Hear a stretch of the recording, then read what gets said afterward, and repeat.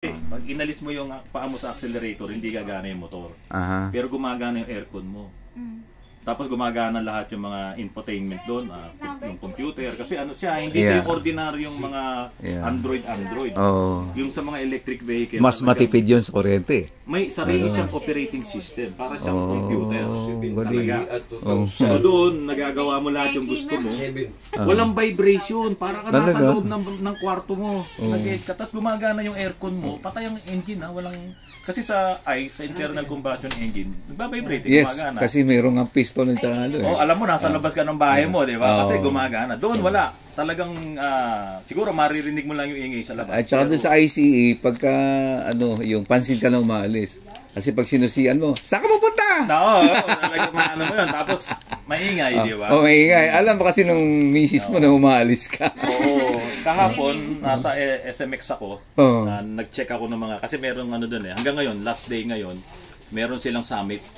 Yung Electric Vehicle Association of the Philippines. So, may Tesla doon, may... In-invite kayo doon? Hindi naman, nakita ko, pumunta ako. So, may tinignan ako mga units. 2 units doon yung tinignan ko. Maliit lang, 600,000 lang mahigit. Isa 700,000 mahigit. Para siyang yung mga galing sa Japan ng mga BV na Toyota. Bali, ilan ang passenger mo? Ilan ang passenger? 4. So, kung nag-o-opisina ka lang, tapos, kasi ang typical na electric vehicle, 0.20 kilowatt hour per kilometer. Yun ang takbo niya. Kaya kung tatakbo ka ng matipid. Napakatipid. Para kang yung 14 kilometers mo, 30 kilometers mo, 1 liter. Ang dami mo na mararating. Dami. Tapos ang maganda sa kanya. Pero wala tayong fuel consumption dito.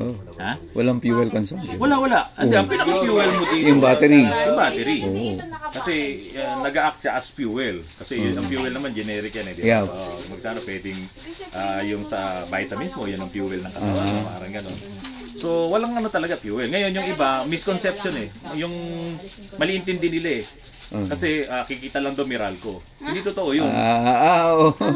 Hindi, ang Meralco, which is umaasa na rin sa tao. Hindi, saka ang Meralco nga, naka-electric vehicle. Mga solar panel. Meron na. Yung last time, ang pinirmahan ni MVP, 16 billion. 16 billion. Siya na mag-ooperate nung solar firm ni Lebiste. So, laki nun. So, ang gusto nilang i-generate, ang gusto nilang i-generate 3.5 megawatts na renewable energy. So, pag sinabing renewable energy, ang siguro, di ba meron tayong binabayaran sa Meralco na parang regenerated power yata. Parang generation something may binabayaran tayo doon yung pag-generate nila. Dinadagdag nila yung sa bill natin. Kasi nga ang gamit nila pwedeng diesel doon sa mga power plant nila, pwedeng coal. Ito hindi renewable.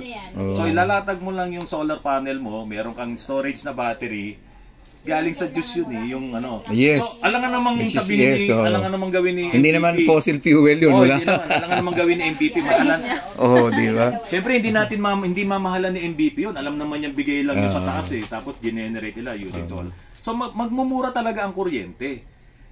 Basically, magmumura ang kuryente pagka dumami na yun. Sabi nga ni Pangilinan, ito yung pinakamalaki sa buong mundo. Na solar na generation. So, maganda yun. Saan po daw itatayo yun? Existing na lahat yun. Yun nga lang, kinuha na ni Pangilinan.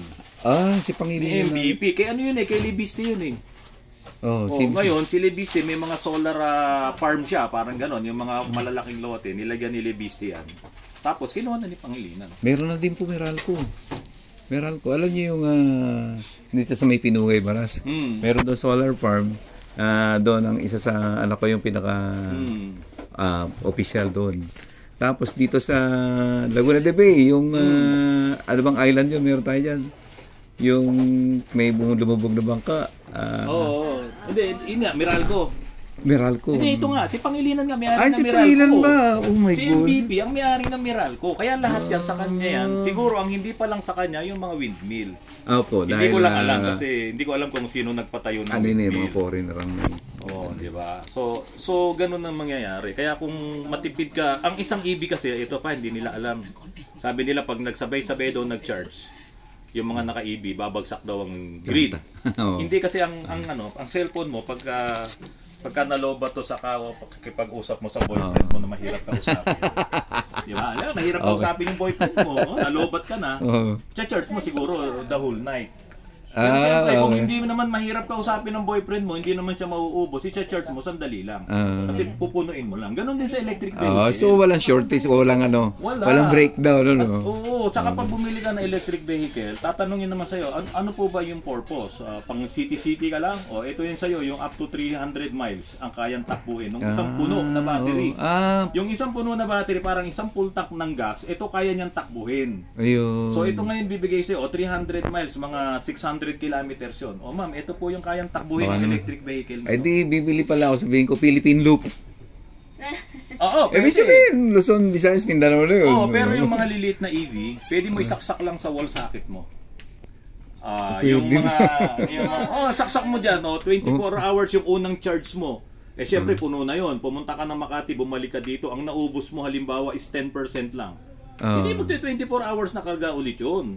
Ilang oras lang yun kasi pupunuin mo lang eh. Balik mo lang yung naubos mo 10%. Electric para ka lang ding nagpakarga ng gas na nung naubusan ka ng sabihin mo 40 liters yun, naubusan ka ng 20 liters, pakarga ka ulit ng 20 liters. Bali sa maximum passenger, anong available sila meron? Yung pinakamaliit nila may 4. Yung sa malaki? May 5. Yung malaki may bus. 7-seater. May bus. May bus na, may truck na. Ang Pepsi may truck na. Sa US, sa California, marami na mga heavy equipments, EV na. Hindi ko na itatanong sa kapatid ko. Kahit na malakas sa gasolina yung kotse mo, hindi ka mananalo sa EV. Kasi yung EV, ang torque niya na, sa umpisa pa lang may torque meron na. May torque na siya. Unlike sa gasoline, mag-accelerate ka muna. Kaya nga yung mga nangangarera, di ba? So, pinapaingay nila. Samantalang ito, taka mo, may iwan ulo mo talaga. Ako nga, totoo yun. Parang meron na ako napanood na ganyan. Pero may nabalita ba sa Batangas na naglagay na ng tinanggal na lahat yung motor, pinalitan ng electric motor, galing sa junk shop. Hindi, maraming pwedeng gawin yan. Kaya lang ako, pag gumawa ako, gusto ko, yung yung safe talaga. Kaya mag-order ako kahit China lang yan. Yung kumpleto, yung lahat ng safety. Pero okay lang kung China. Okay lang. Ganito yan eh. Si Elon Musk, sinimula niya Tesla. Tesla. Ba't siya pumunta ng China? Kasi malakas ang selling sa China. Sa China kasi, pag bumili ka ng kotse ng katulad mo, kahit maganda ka, hindi ka palalabasin ng kalsada kasi irarapol nila ang plate number mo. Kasi nagdudulot ka ng pollution sa pag lumalabas yung buga ng mga makina mo. Kahit na anong ganda mo, kahit sino ka pa, irarapol ang plate number mo. Pero pag electric vehicle, any time of the day, 7 days a week, lumabas ka kahit wag ka na umuwi ng bahay mo. Pwede, bibigyan kanila ng special na plate number. So doon, ilang billion ang population ng China? Million ba o billion ba? Ilan? Billion. Si Elon Musk, doon niya binebenta yung mga Tesla niya. Pati si Volkswagen, si Mercedes-Benz, si BMW, nagtitinda sila ron. Kasi kailangan ng China ang mobility. Dahil masipag silang tao. Diba? Ngayon, siguro ayaw din naman nilang bilhin yung ibang mga sasakyan nila. Yung mga mayayaman, siyempre, bilhin ko ito kay Tesla, bilhin ko yung kay Volkswagen, bilhin ko yung mga ganito, mga import. Kasi nandoon sila. Doon sila gumagawa sa China. Natakot ba sila na magaya yung kanilang technology? Hindi natakot si Elon. Kaya ano sabi ni Elon? Dadalhin ko yung mga engineer ng China sa US. Kasi magaling talaga. Diba? Kung ang reklamo mo sa China, mahina ang kanilang pyesa, okay. Pero kung kaya ka bumilib sa China, magaling ang tao nila, at dalhin mo sila sa US, yun ang ginawa ni Elon. Dadalhin niya ngayon doon sa kanyang gigafactory sa Los Angeles, yung mga Chinese engineers. At isasama pa niya doon sa kanyang space technology. Pagka nagkataon, pati yung rocket ship, meron na rin. Kaya ngayon, si BYD, si CTL, si Chery, lahat yan na gumagawa ng mga EV sa China. Geely. Si Geely. Hindi, si Geely, para ewan ko nakuhan ngayon nila, pwedeng nakuhan nila, kasi mga Chinese manufacturing company yung kinuha ni Elon eh. Siyempre, baka lang naman kunin mo pa sa US yung pyesa mo. So doon na ginagawa. Nakuha na nila yon. So alam na nila kung ano meron sa Tesla. Di ba? Pero ngayon si Elon, siyempre, may nakuha din siya pabalik.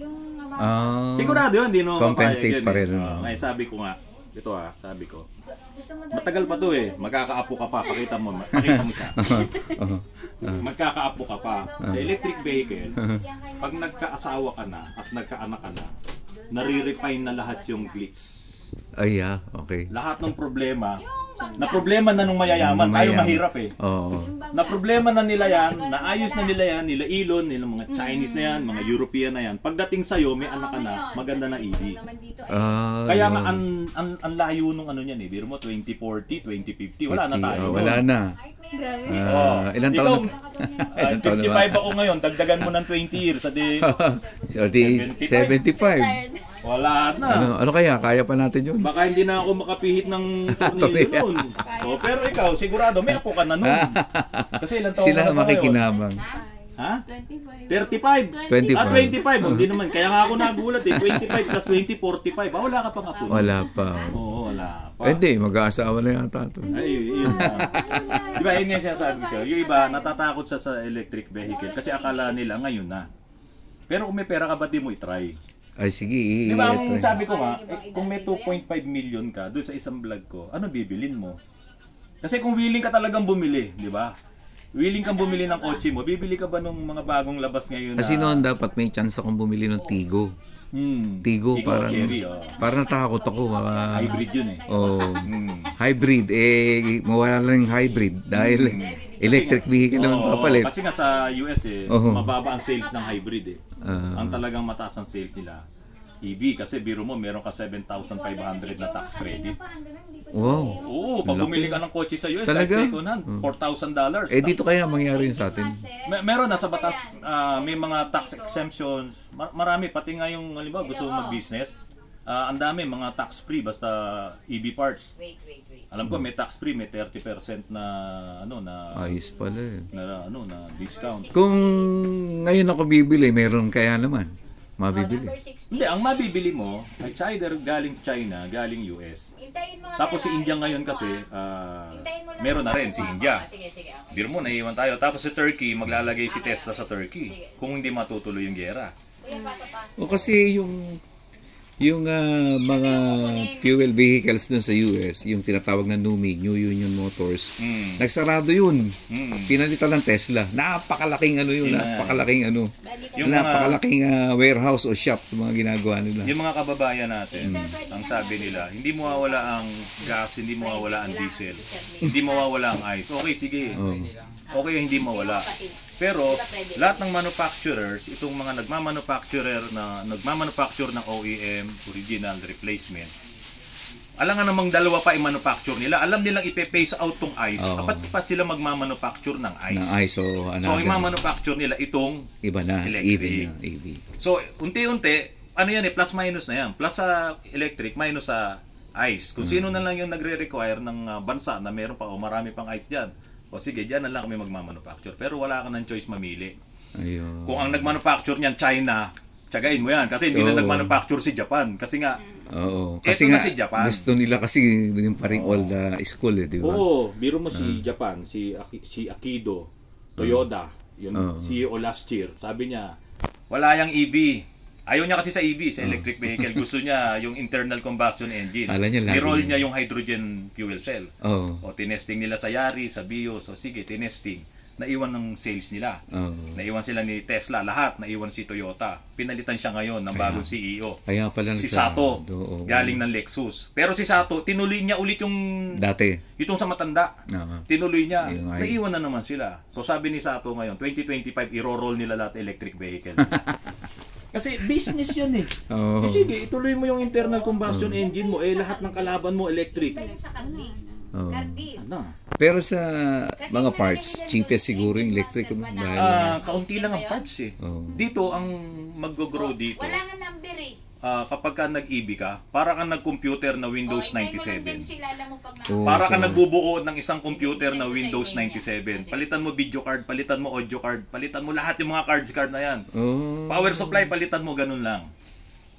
Sa sa electric vehicle. Halimbawa, i-convert mo yung boyfriend mo. yung Honda mo, i-convert mo. Tatanggalin mo lang yung makina niya sa harap, sasalpakan mo ng, sabihin na natin, sasalpakan mo ng mabibili mo sa China. Kasi yun yung malapit eh. Hindi ka naman nakakabili sa California eh. Oo. Di ba? So, bili ka sa China, ilagay mo ang makina mo, andar ka na. Ngayon, paano yung mga electronics niyan? Yun yung bibilin mo mga boards. Kaya sa PCB California, board. may nabibili na. Si GM, si Chevrolet, basta meron pang isa, nagbebenta na sila ng mga aftermarket para makapag-convert ka. Kahit sa Australia. So yung mga mayayaman, siyempre, tayo, anong pambibili natin diyan, mahal pa. So tingin-tingin ka lang muna. 'Di ba? Pero parang ikaw 'di ba? Marami ka naman nakikita ng mga lalaki diyan, tingin ng tingin sa iyo eh. Bumibili ba 'yon? Hindi naman eh. Oo, hindi. Diba? Tingin-tingin lang yun. Tingin-tingin lang, ganun. Ganun lang. Pero kung prospect mo talaga, gusto mong bilhin, yun Diba? Pero kung halimbawa may tumingin sa iyo na ano mo rin, yun yung sinasabing soulmate, parang gano'n. Kahit may boyfriend ka na. O kaya MU, gano'n. Kahit may boyfriend ka na, hindi, ito yun, nagkatinginan kami. Sabi nga ni si Angel Locsin, saka si Aga Mulak ba yun? Pag tumingin ka, aking ka. Oo. Napanood mo yun? Diba? Yung nasa abroad sila. Diba? Paglakan ni Angel Locsin, nakaanan niya si tumingin. Tumingin. Oo, di ka niya na. Diba? Binili na. Ayun. Maganda tingnan mo, napakalaki ng gastos mo dito. Transmission lang. Sa electric vehicle, limited, wala na yan, wala nang makina. May transmission. Pero kapag ka nasiraan ka, ang nagpalaki ng gastos mo dito, ang dami namin pinull down. Ang dami namin tinanggal na parts. Axle, mga ganyan. Para makuha ko lang yung transmission. Pero kahit itaas mo yun, hindi rin mapupulit. Hindi, kasi ang pinaka-the best dun kasi bukunin mo yung transmission na dadaanan eh. Ang pinaka mas mabilis na trabaho namin dun, mas mapapamahal ka, kukunin namin yung buong makina. Mas malaking problema kasi every time na may masisira doon, magbibilin mo. Tama. Kaya sige, yan na lang, yung mga nakaharang tanggalin nyo para makuha natin yung transmission. Ayun, kaya pala. Puro malulutong na yung mga kaso-kaso. Yun nga, kaya nga ako, siguro pag nagamit mo yan, may nag-exist na naman na problem, yun na talaga yan. So, gagawin ulit natin. Kasi sigurado may... Ako din si Kuya Randaman ang nagsabi na gagawin ulit nila. Pero rebuilding kit niya, bago lahat yun, di ba, Emily? Bago lahat yun. Saka transmission filter. Rebuilding kit. Tinatanong niya po kung asawa niyo puro si... Hindi, kapatid ko yan. Sumunod sa akin. Kaya nga sabi sa kanya, hindi, para sekretary niya. Maya yung asawa, yung ex-girlfriend ko na asawa. Oo. Sumilip yun sa video niya. Hello, aming galalo. Sabi ko, buti hindi nagalit si ma'am. Jowa eh. Ayun. Tsaka nilagay natin dyan, Repsol. Automator yata. Repsol din ako, sir, di ba? Itong Repsol, made in Europe talaga. So ito, hindi to na-fake. Yes, correct. Kaya magre-Repsol na lang tayo susunod. Europe talaga yan. Ito yung mga gamit niya, sir, mga dito. Medyo maliit lang yung natin. Kaya next time, pag nakakuha na sila, hahanap ko ng lupa dito sa Antipolo. Oo nga eh. Para makalipat. Mga ilang hektarya kailangan mo? Ilang hektarya? Hindi naman hektarya. Siguro mga 2,000 square meters. Hindi, maliit na tong lugar namin eh. Kasi yung aking sweetheart naghahanap talaga ng lupa, may hawak ng mga lupa, kaya hindi natin lang kung meron na siyang alam para dito sa Antipolo. Pero ano bang mga vlogs mo, sir? Ano bang mga... Meron po akong content sa pagluluto. Meron din ako sa motor. Sa motor. Meron din ako sa sasakyan na iba-iba. Tapos meron akong assistant vlogger ko, yung apo ko na maliit. Ayos Magaling yun. Pagka tinatamad ako mag-vlog, bibigay sa kanya, sige, vlog mo yung ginawa ko dyan. Siya yung magaling yun. Parang ikaw din, magaling mag-isip. Paano naman kayo nagkakilala niyan? Pamangkin ko. Pamangkin nyo. Yung brother ko kasi umalis, nagpunta na siya ng US. Naiwan yung kotse na kakadyot-kadyot. Ayaw naman ng mama niya nung ganun. Kaya sabi niya, hindi pwede yan, naalis ka lang ganun ng kotse. Sabi ko, nag-isip ako, sabi ko, saan kaya pwede mapagkatiwalaan. Nakita ko yung vlog mo. Sabi ko, sige, iano ko muna, iba-vlog ko muna itong kay Autotrans na to. Kahapon nga, nandito kami. Ayan, papakita ko sa'yo. Ngayon, in-interview ko yung may-ari nung unit. Dito, makikita mo siya. So, habang ini-interview ko siya, sabi niya, i-test drive mo to, sir. I-test drive ko raw at bibigyan niya ako ng malaking discount doon sa electric vehicle. So, ayan. Ay, ano. Ito yung may-ari. Ano po? Ayan yung may-ari. Ayan. Ano pangalan may-ari? Indian siya. Indiano. Si Sir Johnny. So ayan, nag-i-interview ako sa kanya. Pero tinatagalog mo siya, ano? Tagalog siya. Oh, dito siya lumaki. Dito siya Anong EV yung nabili niya? Hindi naman ako bumili. Hindi, siya. Ano nabili niya? Yung EV nila, itong maganda rin eh. Para siyang espresso, yung Suzuki. Oo, Espresso, yung maliit, compact. Mas malaki na compact siya. Tapos electric. So, makakatipid ka talaga. Yung akyat baba, kayang-kaya kasi may regenerative braking system. Ayun, kagina. Pag pababa ka, magkakarga yung baterya. Oh, ang galing. Kasi hindi mo bibitawan yung accelerator, magkakarga siya. So, sa Accord niya, pag pababa ka, gumagana ang makina mo, ubos pa rin. Ubos pa rin. Ganun pa rin. Oo, sa electric, pababa ka, kakarga. Karga. Kakarga siya. Kaya nga para siyang nagbe-brake kasi nga kumakarga, bumibigat yung ikot. Kasi nakakabit yung motor doon pa rin sa mga gulong mo. Hindi pwedeng siya ikot. Mabuti ko madidisengage mo lahat yung gulo. Oo, at saka... Kaso, hindi mo na kontrolado yun. Oo, yun ang maganda sa electric eh. Oo, di ba? Daming maganda, kaya lang, mahal pa nga talaga. Magkano na ngayon nakuha ni Johnny yan? Yung Tesla doon, nasa 3 million eh. Oh my God. Pero itong in-interview ko, 700,000 lang to, meron pa silang 600. Talaga? Oo! Anong unit yun? Ito nga yung Moreto Nissan. pa yun. Hindi, Chinese. Moreto? China siya. Pero maganda rin yung yung unit niya. Hindi ko lang masyadong makabisa talaga eh. 600,000? 600 plus, 600 plus. Oh, pwede na. Kung 4-seater naman di ba? Oo, kung pang mo lang, yun yung the best. Tapos sabi naman nila, kapag ka nasira, 24 hours, pwede ka nilang puntahan. Yun ang maganda doon, yung after sale service nila. May home service pa pala. Pero hindi basta-basta masisira yan. Kaya Okay. dito, pag nagkaroon ka ng electric vehicle, sikat ka. Ay di, pagka nakabili ako, bibili punta ako dito. May nagpa-repair sa inyo. Hindi, siyempre hindi magre-repair sa amin yun. Pero ganito, may kaibigan ka bang mayaman na may maganda kotse? Maganda as in brand new. Hindi naman brand new, pero maganda talaga. Yung kahit paano mamahalin, halimbawa, may kaibigan ka. Meron naman. Sabihin mo sa kanya, maganda electric vehicle. Matipid, lahat ng napag-usapan natin, ikwento mo sa kanya. Tapos, siyempre matutuwa siya. Samahan mo sa mga showrooms, bili kayo. Meron na rin ng Honda, meron na rin ng Toyota, may mga electric vehicle. Tapos, kung maganda yung kotse niya, sabihin mo, ako na lang bibili ng kotse niya. Kasi 2040 naman yun. Gamitin mo lang yun. Kaya pala. 2040 pa, magkakaapo ka pa nga. 2050 pa nga, pwedeng umabot. Ganon. So, pero kung bibili ako ngayon, sikat ako. Sikat ka. Ngayon, sabihin mo sa kaibigan mo, sikat ka kasi naka-EV ka. Diba? Talaga naman, ma-experience ang ganda ng EV ko. Pero usapan ka mo, ako bibili ng kotse mo, hulug-hulugan ko na lang. Diba? Kasi ang takbo nun, RC to, pag pinan mo, pshhh. Hindi, ang sinasabi ko lang doon, yung may mga lumang sasakyan tayo, huwag kang mag-panic. Huwag kang maging negative kasi hindi naman naalisin sa'yo ng gobyerno yan. Yeah, okay. Yun nga lang, every year, 5% ng 5% ang magiging kwentuhan yan. Yung mga may fleets, yung mga trackings, dapat 5% ng mga trucks mo, i-convert mo na yan ng electric vehicle. Pag dumating yung truck, siyempre. Pero kung mga taxi, yun yung mga susunod. So, siguro next year, pahigpit ang batas dyan. Kasi batas na yan, EBIDA Law 11697, batas na yan.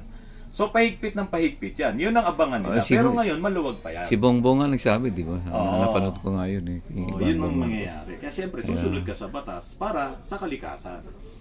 Yun naman yun. Yun ang magiging advocacy natin. Hindi dahil sa gusto nating alisin yung mga sasakyan nila. Kasi ako meron din, ang dami ko rin paano yung mga saraw? Actually, sila naman yung... Magwewelga na naman yun. Hindi, sila ang unang priority ng gobyerno. Yun. Sabi nga ni Presidente, kung meron kayong pera o meron kayong grupo at hindi ka naman talaga dating nag-PPUJ, mag-put up kayo. Ang prangkisa nyo, on the spot, bibigay sa inyo. Electric. Sinabi nila yun? Kasama yun. Kahit sa modernization. Nandun yun sa law. Yung magpo-put up ng mga ganyan na gusto nila magkaroon ng franchise, sige, put up kayo. Okay, mai-discuss to para aware yung mga... Basahin nila yung law. Ang ganda ng law. Ang law, Electric Vehicle Industry Development Act. Industry. Di ba? Hindi ito yung mahihirapan kayo. Magkakaroon kayo ng maraming dito. business. Alright. Sobrang daming business. Bilangin mo, almost 6 million ang sasakyan sa buong Pilipinas tumatakbo sa highway. Kasama dyan yung motor. Sa 6 million na yun, wala ka man lang naibenta doon kahit isang spark plug. Meron wala. Ay, biro mo, no? Grabe matitipid. Wala ka naibenta doon kahit isang, sabihin natin, air filter. Air filter. Ngayon, yung 6 million na yan. Oo nga pala, no? Yung 6 million na yan, itatrash out yan. Kung magaling ka sa business, ikaw ngayon mag-import sa China ng mga ganito. Mga filter. Ay, wala mo na. sa online. Battery. Ano ang pangalan mo?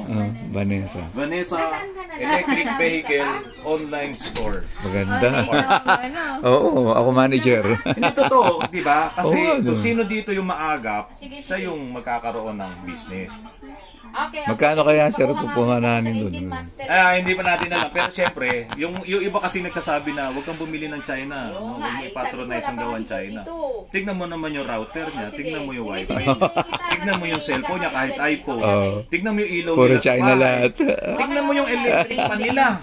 Lahat ng gamit mo. Gas stove. Gas stove. Tignan mo. Tapos sasabihin, hindi, cellphone ko iPhone. O saan galing battery niyan? Factory niyan. Saan galing battery niyan? Ay, yung damit. Sana tingnan yung t-shirt. Baka made in China din. Yung Bangladesh. sinulid. Sino gumawa niyan? Diba? China. Tapos sasabihin mo, wag iyan yung China. Ayan, ano. Imposible. Siguro sa mga pagkain, pwede ka hindi bumiling China kasi ang natural resource naman. Pero ang hindi po nila alam kasi may mga nasa shipping company. Pag nantin sa China, lahat ng mga tools na yan puro made in China. Pero hindi nila inilalabas. Kumbaga, yung mga original na Chinese made pang local lang, ang titibay naman. Bibili ka ng Barena, nakalagay doon ano ba mga brand ng Barena? Bosch. Yan. Tingnan mo sa ilalim, made in China. Makita, made in China. Tingnan ko yung relo ko, baka made in China. Hindi kasi bakit nga siya made in China? Kasi napakamura ng patrabaho doon. Yeah, so itong mga businessman, itong mga namumuhunan, ba't ako magpapagawa sa Pilipinas puro rally? Kaya nga umalis dito yung mga assembly plant ng Honda, Mitsubishi, Toyota, dati Bata ka pa nun, lahat Opel. Opel. Nandiyan sila sa Kanlubang. Puro mga assembly plant ng sasakyan. Nawala lahat yun. Nag-alisan sila. Puro welga. Kaya nga.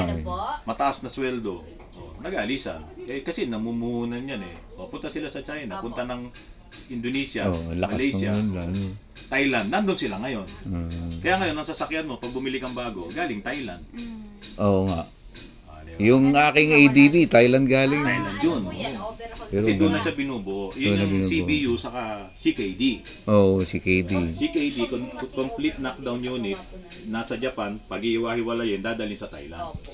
Pero yun lang yung katawagan. Ngayon, yung kesa manggaling pa sa Japan, nagtayo na si Aisin sa Thailand, nagtayo na si lahat ng mga gumagawa ng pyesa ng isang kotse ng Toyota, nagtayo sila ng manufacturing company sa Thailand. So doon na nanggagaling, binubuo-buo na. Tsaka isa pa, Kuya Randy, may experience ako niyan. Nagtrabaho ako sa Taiwan before. Puro Pilipino kami gumagawa doon. Ang ginagawa namin yung parts mga IC ng Mitsubishi, Toyota, mga chips, mga microchips na ganyan. Yan magalingan tayo. Pagkatapos noon, pag na-i-box na namin yan, lalagyan namin tatak, made in Japan. Kaya nga. Di ba? Kasi ang Taiwan talaga napakagaling sa chips niya. Tapos Israel. Israel magaling. Magaling sa Ingram yun. Diba? Kaya nga nakatamo, kahit na napakaliit na bansa, hindi sila makapagsa kasi, ewan ko lang ngayon kasi medyo mainit kung anong Hamas. Okay. So, yun. Mahaba-haba yung vlog mo ngayon. Sige, Kuya Ran. Ako po ito si Bix TV. Hindi po ako yung naka-content ngayon si Kuya Randy dahil siya yung pinagtiwalaan ko sa kotse ni Vanessa na mapapaandar po ulit ng ayos. Hindi naman ako nagkamali. 2 thumbs up ako dyan. Ito si Kuya Randy. Salamat po marami Ayun mga kapatid, tatandaan niyo po ang Pilipinas, bayang pinagpala ito. Kaya kung medyo natatakot kayo, electric vehicle, hindi namin kayang bilhin, mabibili niyo yan. Ngayon lang talaga kasi mahal pa talaga. Ako muna, Kuya Randy, bibili. Pero bakit mahal? Kasi bago yung technology. Tulad nga ng sabi ko kanina, hayaan mo na muna sila yung problema doon para pagdating sa atin, malinis na. Okay, pero kailangan mong pag-aralan ngayon. Bakit? Industriya po ito. Business to. So kung may anak ka ngayon o nagbubuntis ka ngayon, sabihin mo, pagka iyan pinanganak mo na gagawin ko tong engineer, gagawin ko tong ganito kasi napakalaki. Ang sasakyan kasi ay necessity. Tsaka yung evolution niya mabilis. Necessity ang sasakyan. Hindi mo pwedeng tanggalin ang sasakyan sa mga Pilipino dahil yan ang nagtatravel ng ating mobilization. Pang-ekonomiya. Lahat yan. Pupunta ka sa boyfriend mo, kailangan mo sasakyan. Di ba? Pag hindi kayo nagkita, away. So, ito po, huwag kayong matatakot. Importante, ngayon pa lang aaralin nyo na yan kasi sa ayaw man natin at sa gusto, ito lang po ang mangyayari. Kapag ka hindi napigilan ng global warming, pati yung pagkasira ng ating kalikasan, ang mawawala, hindi yung sasakyan nyo, yung mundo. Yung mundo, yes. Correct. Pero kung mababawasan yung 35% na emission ng greenhouse gases na yan, maaaring gumanda pa ulit yung natin, yung ating environment. Yes. 'Di ba? Pati yung ating ozone layer, lahat 'yan gaganda yan. Magandang mundo. Magandang mundo, 'di ba? So, malaki ang epekto noon hindi sa atin ngayon. Yes. Kung matanda ka na, okay, huwag ka nang umasa doon, tayo. Pero ang gagawin natin, turuan itong mga kabataan dito sa dito mga dumarating na teknolohiya. Sabi nga yung may kanta noon kanta ng asin. Diba? Ingatan natin at wag nang sirain pa. Pag kanyang binawi, tayo ay mawawala na. So anong gusto nyo? Mawala tayo o mawala yung mga ice vehicle na yan at palitan ng electric Mag-ulam vehicle? tayo ng asin, di ba? So yun lang Okay po. lang yan. Pero matagal pa yan. Yeah. Sabi ko nga, magkakaapo pa to. Itong pamangkin ni Sir. Ayan. Di ba, Nessa? Pero tandaan nyo po ito, industriya. Hindi lang isang bongbong, mapapalitan pa yan. Opo, ilang Marami administrasyon. pang presidente yan. Makakabalik pa yung gusto nyong presidente, kaya huwag kayong magalit kay PBBM. Baka makabalik pa yung gusto nyong presidente, umikot pa ulit, di ba? Yan naman ang buhay, parang gulong di ba? Parang gulong, ibabaw, ilalim, babaw, ilalim. So, hindi po ako pro-electric vehicle, pero gusto ko makabili. Ako din. Ang ganda po talaga, napakaganda, kaya lang mahal. Yun lang. Pero sabi nyo, may 600 ngayon, 600,000. Meron po, may 600. Meron po akong interview doon sa may-ari noon at ite-test drive namin next week. Gagawin ko yung vlog. So, nasa sa inyo yan kung gusto nyong panoorin. Kailan po si next week para makasama ako? Next week, naghihintay ako ng schedule nila. Kasi ngayon, nasa SMX pa sila. Nasa, sila. Okay. Anong tawag doon? Sa Summit. So, siguro pagkatapos noon, yun, papatest drive na sa atin. Baka ipauwi pa nga sa amin yung... Wow! Lako, mga kapatid, maraming salamat. Ilan po. Sige, guys. Yan na lang po kay Kuya Randy. Medyo na palaki na yung oras ng pagkuha ko sa kanya. Pero hindi ko po alam kung saan ko ipa-vlog to. Kung sa page niya o sa page ko na lang. Sa page mo? Sa page ko na lang. Tapos share ko na lang sa kanya, guys. Sige po, Kuya Randy. Thank you very much. Thank you. At saka kay Vanessa. Kay Ma'am Emily. Thank you very much. At kami po yun. Message mo kagad si tita mo. Ayan. Thank you, sir. Thank you. Nagsisiyar muna ako.